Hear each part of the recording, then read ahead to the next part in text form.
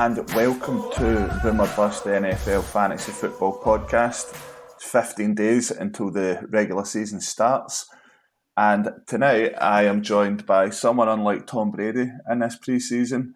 He's never absent. It's Shug. How are you, mate? All good, mate. As you said, here every week. Can't guarantee Tom Brady level performances, but I'm here. That's it, but you're picking up the experience week by week, so plenty of trust in you. Exactly, mate, exactly. I know, and like I was saying, they're 15 days away. It's getting closer and closer, and it's all starting to build up, really. It's getting exciting, isn't it? I think we've reached that spell when the news, we're obviously still getting the news in, but you're just desperate for it to start now. A couple of weeks ago, it was more like excitement when the news starting to build. Now it's like you're just desperate for that first game, aren't you? Definitely. And it won't be long in coming, I'm trying to think. So it'll be 2 weeks on Sunday. Red Zone will be back, and that's when fantasy football really gets into full swing, when you start to see Scott Hansen in the 7 hours of commercial-free football. Love that. It's just your Sunday, like your total part. You forget like how you were able to, or what your schedule was like before that. Just doing nothing on a Sunday, like just right back into the routine.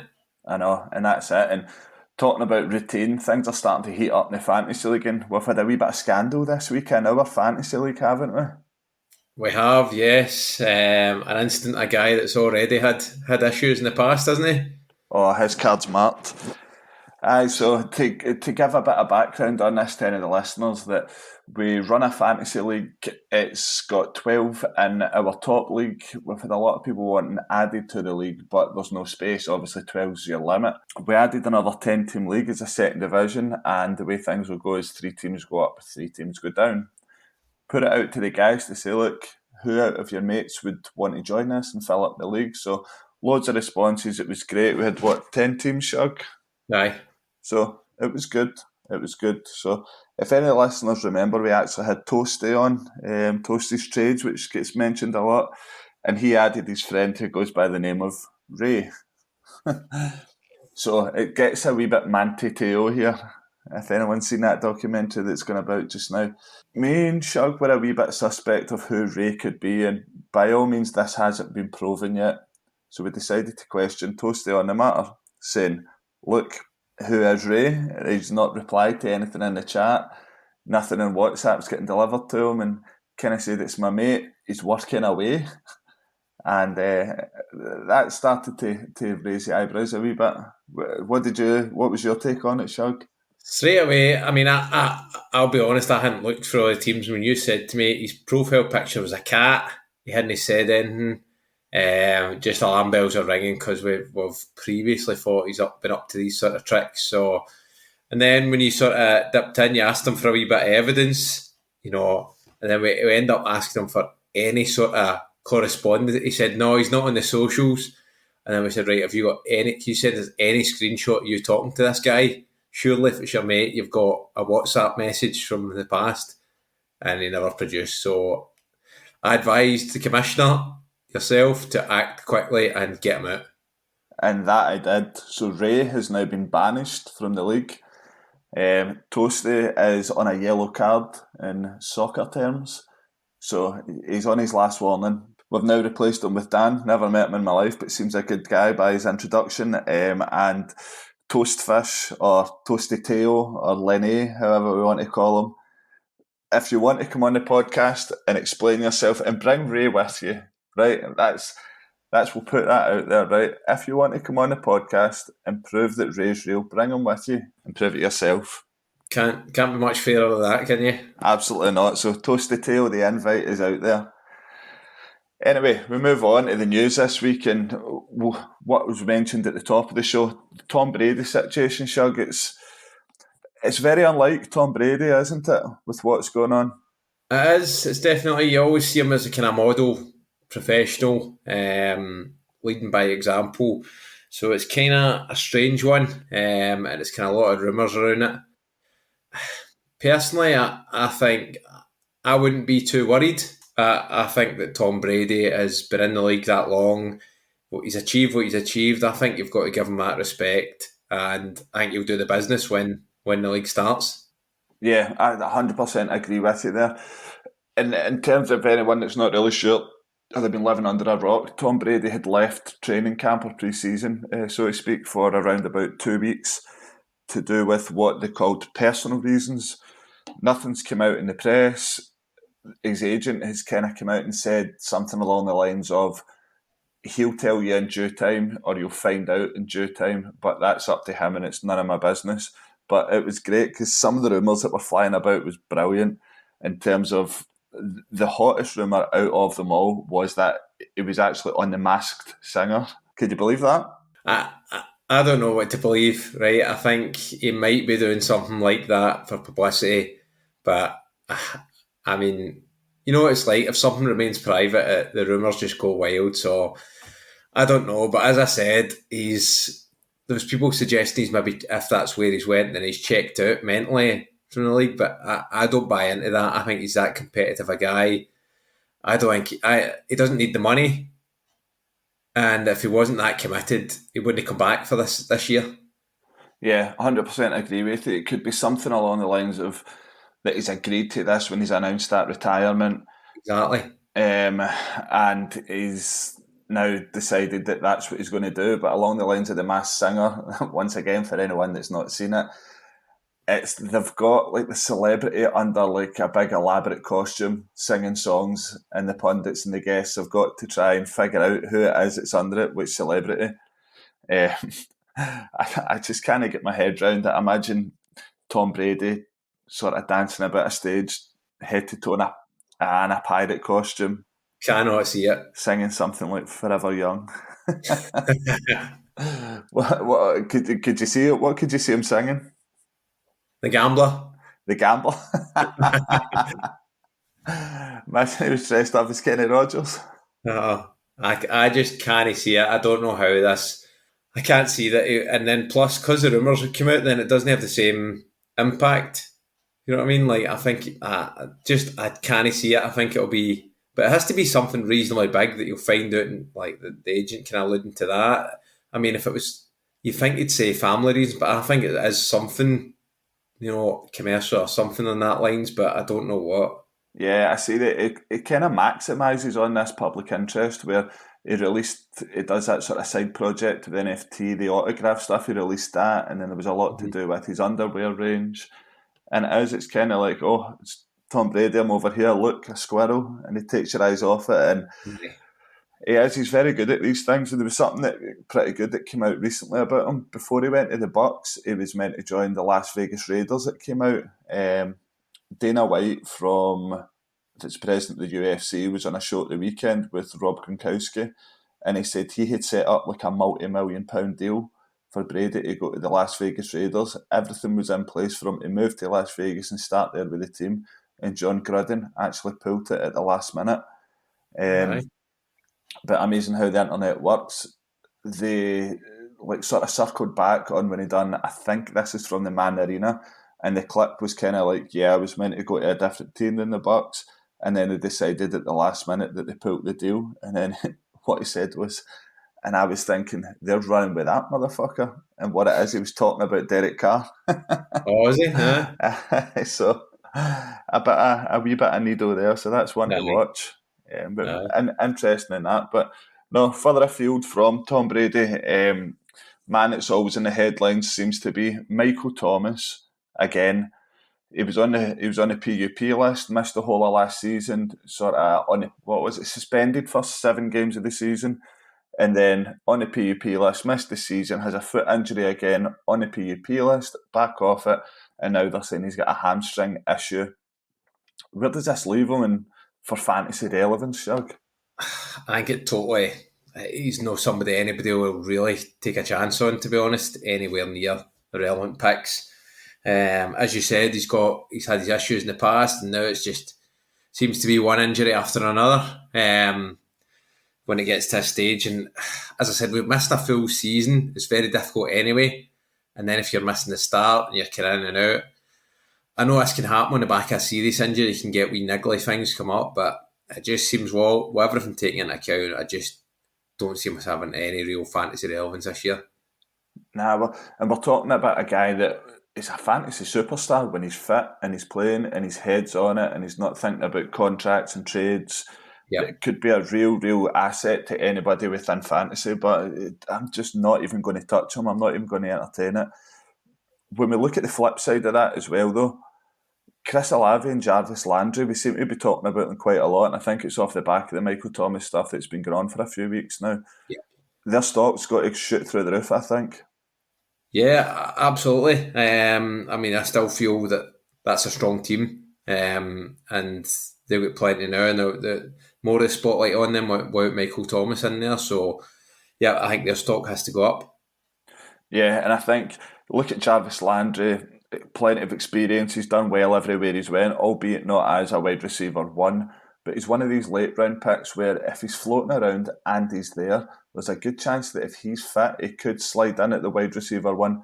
Chris Olave as well, maybe not proven considering that he's a rookie. One of Yeah, these late round sleepers that could go on to do really well for you. But the other side of that is Alvin Kamara. There's not been a lot of talk about Kamara. And like I said about Thomas, Kamara as well, if he's playing and if he's fit, he's outstanding. He's like gold. yeah. For you, Alvin Kamara, has he maybe not been seen enough, been picked up in the first rounds of drafts? He's the golden goose. A couple of years ago, he was amazing for me. The points he got me was frightening. I think he doesn't really seem to be picked up in a lot of opening rounds. He doesn't seem to be. You're right. He's not really been spoken about too much. He's always a good pick, and I think his suspension is it moved to next year. We said. It looks like it, yeah. So I mean that means he's one that probably was kind of in that category where people are kind of writing him off for this season, and now he's back in the fold. So I think he's a top pick for me. Yeah. If he's not going to come into the pick of, we're talking about Jonathan Taylor, Derek Henry, CMC, these sort of guys that are your top 5 picks, but he's a first round pick. Yeah, In every PPR league, I'm saying Alvin Kamara is a first round pick, especially with Michael Thomas being out. And you don't know how long that's going to go on for or come and go. And we're not saying it's a long term injury, but we've seen this movie before last year. And Chris Olave, Jarvis Landry, Alvin Kamara, their stock, all of them has to go up. Moving away for the Saints, looking across to the Panthers, news came out with Baker Mayfield. The Panthers have confirmed that he's going to start week 1 against his previous team, the Browns. yeah. What do you think about this? Interesting story. I think it's the right move for him. It's a chance to reignite his career. As you said, the Browns, it was kind of a saga that was kind of rolling on, and as usual in sports, that's how it happens. Your first game ends up against your old team, and there's the added storyline. So I think overall it's going to be a good move for him. It's quite a good fit. I'm surprised it didn't happen a wee bit sooner than now, to be honest. But I think he could be a good addition. It's one of the ones that they tried to make out that it was a battle for the quarterback position between him and Darnold.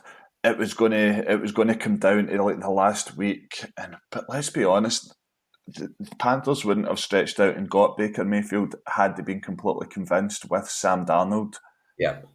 So and when you look, I totally believe that Baker Mayfield is a good quarterback. I think he can do well. He took the Browns to the playoffs when they were quite a poor side.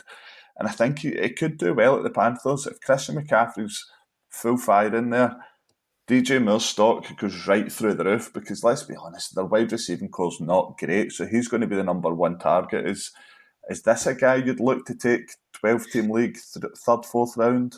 Yep, I mean, DJ Moore's numbers have been good with not a lot of strength at quarterback, so I think this addition is only going to strengthen it. He's going to hugely benefit, I think.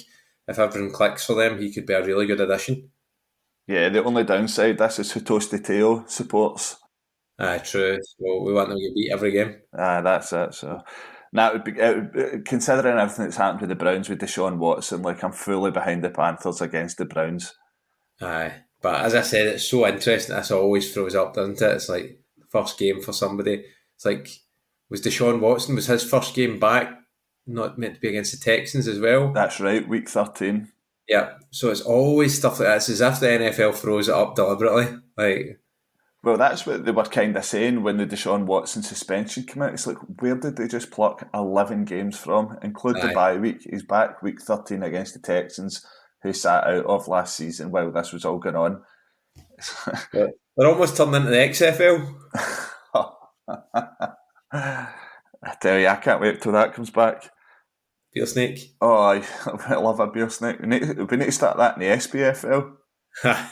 But no, anyway, away from a poor team in the Panthers to an even better team in the New York Giants, my team. News, and we'll not keep with it too much because we're here to talk about fantasy. Defenders aren't really fantasy. So we talk Kayvon Thibedeoux, the first round pick for the Giants this year. His injury, if you've seen it, the replay, it's a sort of chop block low below the knee, and his knee sort of buckles inward. And there's been damage to the knee that could see him out for up to something like 4 weeks. I think it's a meniscus tear. It's quite an ugly tackle, and if that's on a quarterback, Shug, and this isn't me just having a rant because it's my team, that's really getting questions and suspensions and fines are being handed out. Do you think this is the type of tackle that should be outlawed? I mean, us never having played the game, it's hard to say. You can maybe ask Martin, who plays a former TIG football. I don't know. I don't think they do much tackling like that in that. If you get a But tackle like that against him, would be attending his funeral. you're right. It is a low tackle. It is on the knee, and it's obviously caused this injury. So possibly it is something that's going to be looked at. You're right. If it's a quarterback, if it's a star quarterback, imagine that happened to Tom Brady. It would be the total news for weeks and weeks, and something would have to be done about it. So possibly something that should be looked at. Yeah, you're right. If it is Tom Brady or it is like your sort of Josh Allen's or Patrick Mahomes of the world, it is. If it's in Scotland, it's up in the court. Aye, It's 100%. Parliament. I can't even speak, it's that bad. But now, keeping with the Giants slightly, I touched on it in our group chat with the guys that Saquon Barkley, has he been taking in enough first rounds in drafts? Because I rate him highly, albeit he's had a bad injury history since he got to the Giants. It's a contract year. When you look at RB1s, there's never been the same person finished at RB1 for the past 25 years. And Barkley, under 25, it comes down, the facts and figures stack that he has got a good chance if he stays fit to be the RB1 this season in fantasy football. Are you stealing away from him, or are you sort of looking there if he falls to you? He's not one I've kind of thought about in the past, but he's always one that the name still pops up when you went a good few rounds in. So he's certainly somebody you could look at. As I said, he's not one of the early picks for me, but later on in the draft, if he falls to me, then yeah, why not? Yeah, he's an interesting player, and it all does depend on how good that O-line is with the Giants. I know we had a backwards and forwards in the chat with Martin, and he was saying PPF have got the Giants O-line rated 18th in the league, which doesn't make for great reading. Mm-hmm. But in terms of Barkley, there's just so much more to give there. He's a generational talent at running back, and if he can stay fit and the Giants can get that scheme right, then he can be a real asset for anybody in their fantasy football league that takes a risk and picks him up in the first round. I mean, I'll be perfectly honest. I'm not taking him in the first round. I get scorned by him last season, and I'm not willing to take the chance again. But it could be worth a risk if you're that type of person inclined. He's not for me in the first round, but as you said, a wee bit later down the line, if it falls to you, Yeah. possibly. Yep. It is a bit of a risk, as you said. But how many players are we saying that about if they stay fit? It's a common thing. As I said, it's fantasy football. It's a bit of luck for a reason. So sometimes you do take a chance on that guy and you end up, reaping the rewards of it. Yeah. What is it they say? Fortune favours the brave. Exactly. That's it. Fortune favours the put two teams in each league and you'll have more of a chance of winning. He ain't winning. Lenny Toasty. I'm banging on at this too much. But no, we'll stick with running backs. Kenyan Drake been released from the Las Vegas Raiders. Yeah. It's one of the ones again, and we're on the same subject. Injuries, Josh Jacobs I'm now looking at. His stock potentially is going to go up because on his day he's a fantastic running back. I had him last year and tried to ship him at every opportunity. Things like hamstring injuries, these fatigue injuries, he always seemed to be injured. Do you Mm-hmm. like the look of Josh Jacobs, or are you looking elsewhere at Las Vegas Raiders now that there is a sort of smaller pool of running backs there? I mean, as you said, he does need to step up, and it could provide a bit of value going from. He could be a strong option. But for me, as you said about the injuries and stuff, if you're relying on him more, I would probably stay away from him, if I'm being honest. I agree. I do agree. I think if you're going to take Josh Jacobs, good running back, solid team, but if you're going to take him, you must handcuff him with Samir White. Because of the injuries, Samir White coming in, he's a good Mm-hmm. running back, he's going to do well there. And a bit like Kenyan Drake last year, I tried to handcuff Kenyan Drake, and I'll tell you a funny story actually. I had Cordero Patterson after the fourth or fifth week, and I tried to trade him for Kenyan Drake, knowing that Josh Jacobs kept getting injured. Yep. I just had a feeling that Patterson eventually would fall off a cliff and his stock would drop at some point, which it didn't. And as soon as I made the trade with Roberto, I said to him, "That's the wrong trade. Can I get Cordero Patterson back?" And I gave him Drake back. It worked out all right. But nah, I think Kenyon Drake will wind up somewhere this season. But in terms of the Las Yep. Vegas Raiders, Josh Jacobs, excellent running back, same bracket as Saquon Barkley. Maybe not as good as Barkley, but if he stays fit, and that's a big, big thing. Aye, again, it's a key word, isn't it? The Yeah. key word, if they stay fit.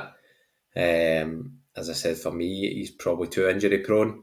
I think you can take a gamble on a couple of those ones, but not early on for me. So sticking with running backs, we are a wee bit running back heavy tonight.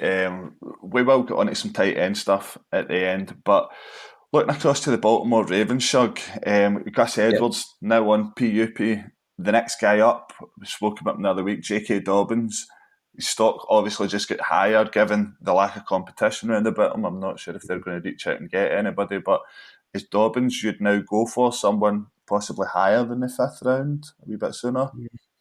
I'm not so sure. Still, maybe not one I'm thinking highly of. I mean, they are sort of running back by committee, and Lamar likes to run the ball a lot. So I don't know if I wouldn't have him high up. Not for me. I know his stock does rise, but not one I'm really got on the radar, to be honest.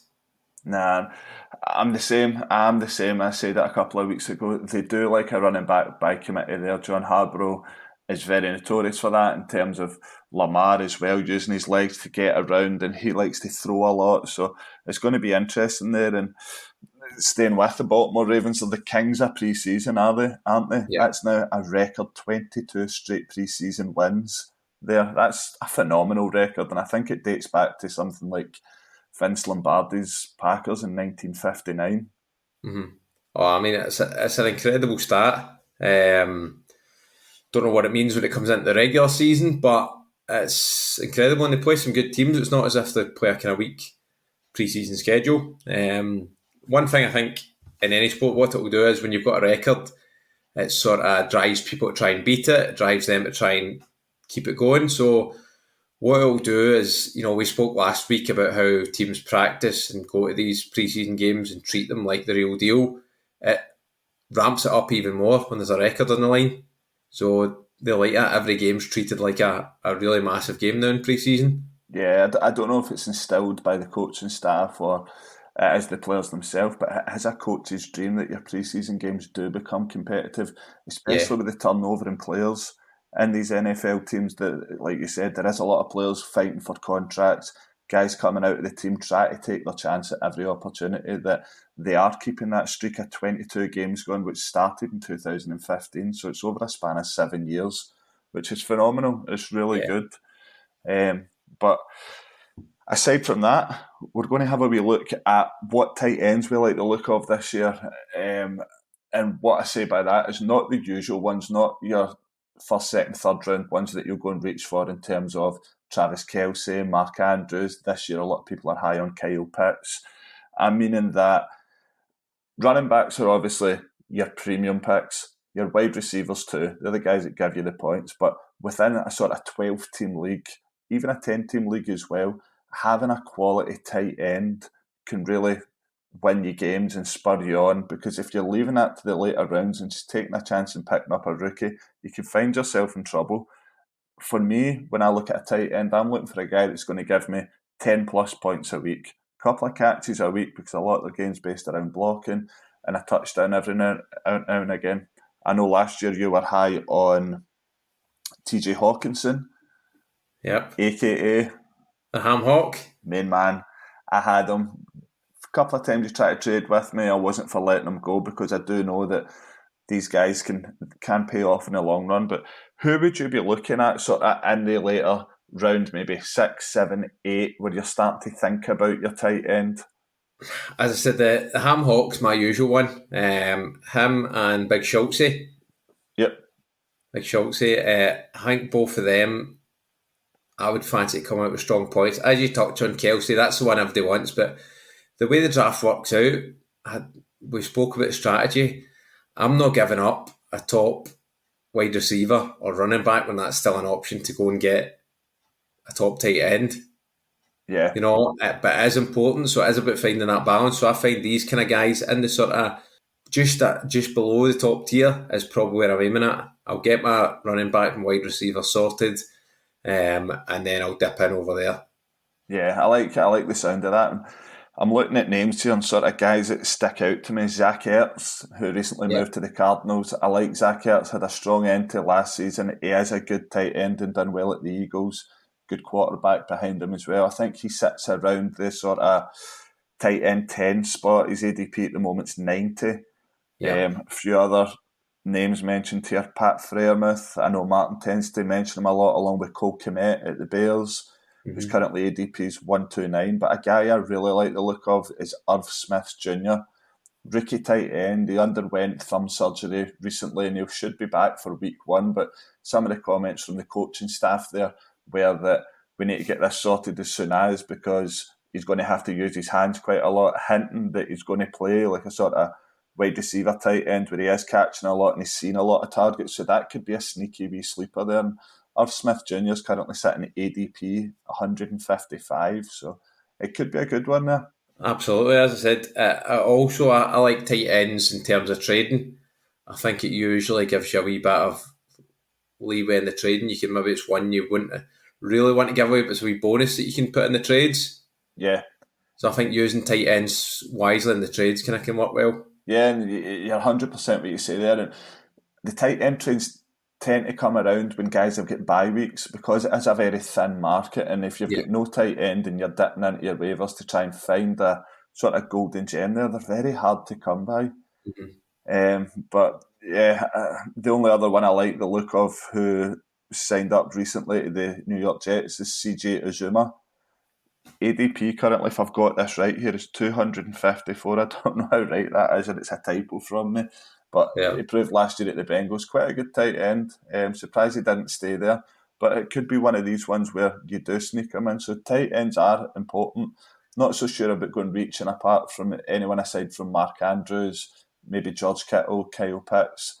Your obvious one's Kelsey. These guys that tend to see more targets than anybody else. But that's the way I'm seeing that from that side of things. But we won't hang around any longer. We've hit the half-hour mark, and there's a reason that we're a wee short show this week. So we've got some exciting stuff coming on Monday. We'll maybe get to see our faces for a change. But no, Shug, quick one. We're in, we're out, we're up the road. Aye. It's been a pleasure as usual, mate. Nah, definitely. It was good to chat. And sometimes it's a wee bit shorter. I think there has been news this week, but it's, as I said, it's ramping up towards the start of the season. And listen, it's only going to get more exciting from here. Yep, and when we sit around that table on Monday, we are only one Sunday away from the red zone. It doesn't get much better, does it? Exactly, class. I know. So we'll love you and leave you. If you've lasted this long and listened, please subscribe, please follow us, and please hit that like button. It makes such a difference to us and really makes it all worthwhile. So thanks to my guest tonight. Guest? You're not a guest. You're the ever-present Shug. Put some respect on your name. Exactly. Thanks as ever. But thank you for listening. Goodbye.